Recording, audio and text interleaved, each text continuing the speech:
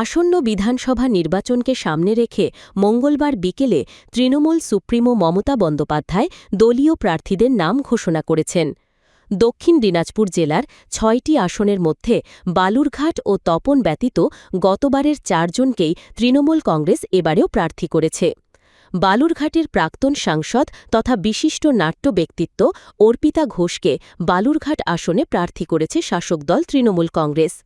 তপন বিধানসভা আসনে প্রার্থী হয়েছেন দক্ষিণ দিনাজপুর জেলা পরিষদের সভাপতি চিন্তামণি বিহা।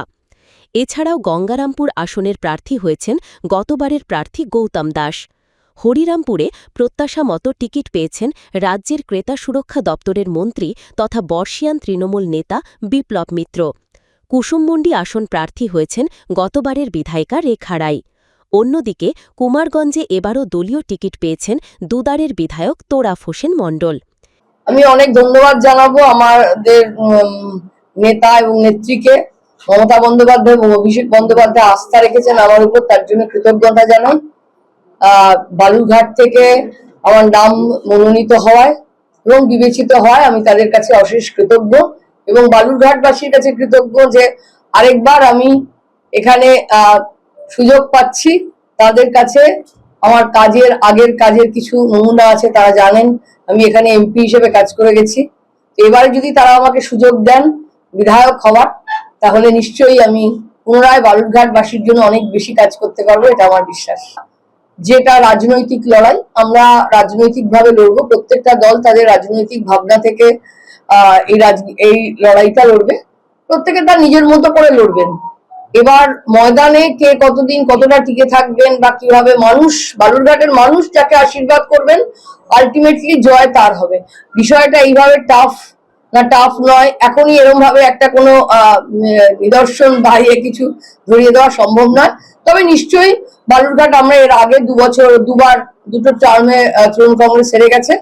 তো আমরা চেষ্টা করছি যাতে এবারে মানুষের আশীর্বাদ পেতে পারি, তার জন্য আমরা যা চেষ্টা করার সেগুলো করব। আশা করি যে মানুষ আমাদের আশীর্বাদ করবেন, এইটুকুই ভরসা আশা রাখি। নমস্কার। মাননীয় মুখ্যমন্ত্রী Mamata Banerjee, all India Trinamool Congress party, আমি তাকে ধন্যবাদ জানাই যে আমাকে তৃতীয়বারের জন্য তৃণমূল কংগ্রেসের প্রার্থী হিসেবে ৩৮ কুমারগঞ্জ বিধানসভা থেকে আমাকে মনোনীত করায়, তৃণমূল কংগ্রেসের প্রার্থী হিসেবে মনোনীত করায় আমি মমতা ব্যানার্জি, অভিষেক ব্যানার্জিকে আন্তরিকভাবে ধন্যবাদ এবং শুভেচ্ছা জানাই। তার সঙ্গে আরও ধন্যবাদ জানাই এই জায়গায় যে আমাকে পুনরায় কুমারগঞ্জ বিধানসভার মানুষের কাজ করার সুযোগ করে দেওয়ার জন্য আমি তাদের কৃতজ্ঞতা জানাই।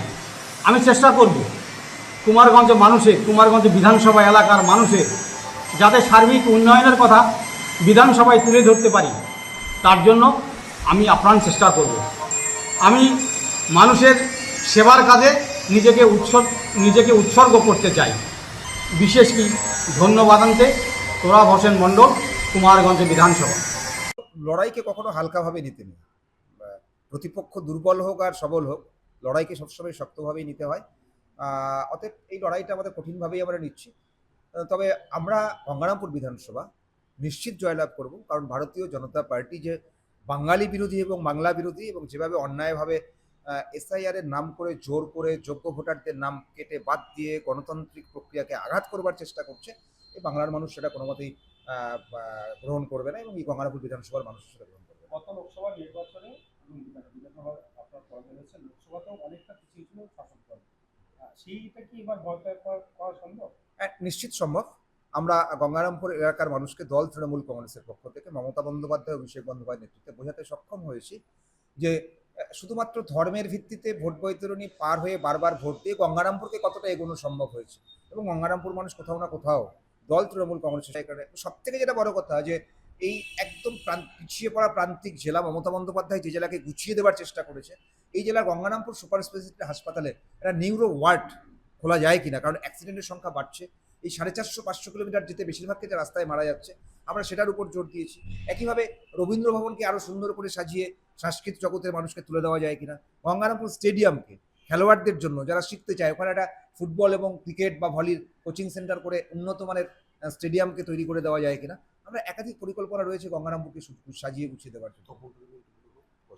গঙ্গারামপুরে অনেকটা জায়গা তখনও হ্যাঁ, রয়েছে। তপনের 6টা অঞ্চল নিয়ে আমাদের যেরকম পরিকল্পনা আছে, আমাদের যেরকম শ্রীনাথপুর ঘাটের ব্রিজ এবং একাধিক বড় বড় রাস্তা আমাদের সরকার ইতিমধ্যে ধরেছে, এবং তপন এলাকাতে আমরা দুটো এগ্রো ইন্ডাস্ট্রি তৈরি করবার কথা ভাবছি। আমাদের সরকারের পক্ষ থেকে আমরা প্রস্তাব দিচ্ছি, যেহেতু তপনের একটা বড় অংশ কৃষির সঙ্গে যুক্ত, প্রায় 90% মানুষ।